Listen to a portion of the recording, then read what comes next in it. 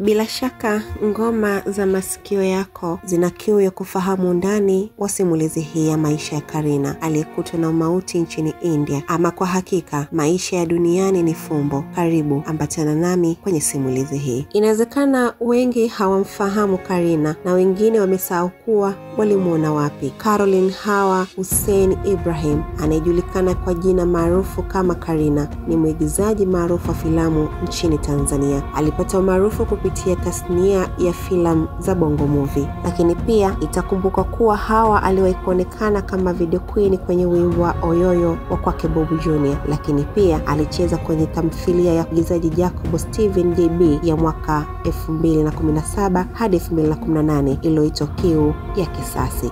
Katika miaka ya hivi karibuni, Kareena alikumbwa na matatizo makubwa ya kiafya, na taarifa zilionyesha kuwa alikuwa akiugua kwa muda mrefu na kufanyiwa upasuaji zaidi ya mara 10 bila mafanikio yoyote. Hali yake ya kiafya ilizua hisia kubwa kwa umma na kupelekea kampeni mbalimbali kutoka kwa watu mbalimbali, ikiwemo serikali na watu binafsi, kumsaidia kupata matibabu. Na kwa mujibu wa taarifa, Kareena alihitaji kiasi cha shilingi milioni 46 kwa ajili ya matibabu yake. Kampeni za kuchangia fedha hizo zilianzishwa kupitia mitandao ya kijamii, lakini pia kwa vyombo vya habari, jambo lilomlazimu Kareena kusafiri hadi nchini India kwa ajili ya matibabu maalum ya maradhi ya tumbo yaliokuwa yakimsumbua kwa zaidi ya miaka 8.